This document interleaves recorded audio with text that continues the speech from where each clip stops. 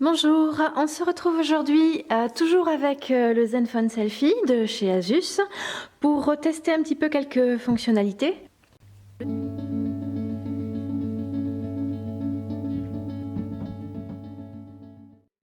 Je vais plutôt vous présenter quelques fonctionnalités que j'ai trouvées un petit peu originales. Je vais maintenant vous parler d'une application sur laquelle Asus communique beaucoup concernant ce téléphone. Il s'agit de la visée laser. Donc la visée laser, elle est ici. Il s'agit donc d'envoyer un rayon laser sur ici le mur pour que le téléphone mesure immédiatement la distance qui le sépare de l'obstacle. Donc ici, voilà, on est à 35 cm,1.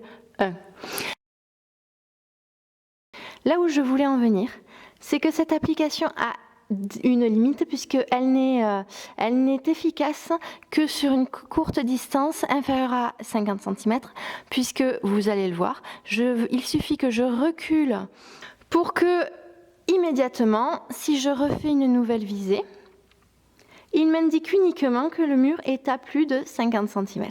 Ce qui, pour éventuellement les bricoleurs qui auraient souhaité utiliser cette application pour des menus travaux, est assez limite. Je vais vous parler un petit peu de l'application Supernote, qui est en fait la version du bloc-notes selon Asus. La particularité réside, en tout cas selon moi, dans le mode de saisie des différentes notes. On peut tout d'abord écrire avec le doigt.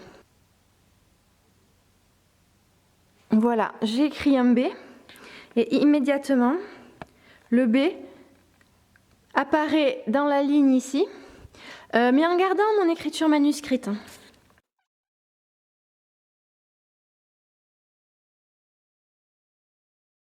Une autre solution au niveau de la saisie est évidemment de faire apparaître le clavier de manière assez classique et de taper son message, soit en décollant le doigt,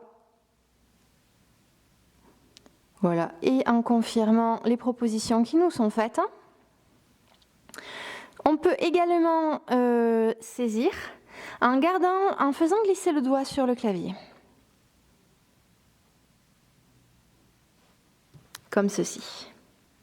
Et enfin, il y a une solution que je trouve moi très ludique. Il s'agit du dernier mode de saisie. On a ici tout un choix d'outils d'écriture, je vais dire. Donc vous avez ici le crayon, la plume, le stylo bille, le surligneur, un pinceau ou alors une brosse d'air. Donc ici, vous choisissez votre outil. Voilà, le surligneur par exemple. Vous choisissez plus bas la couleur de votre encre, éventuellement le degré d'opacité. Voilà, c'est un petit gadget que je trouve assez ludique.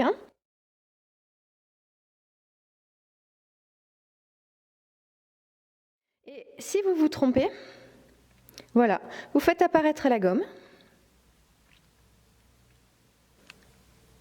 Alors pour la gomme, c'est le même principe qu'au niveau du choix du stylo. En appuyant sur la gomme à nouveau, choisir trois épaisseurs de gomme et donc d'effaçage.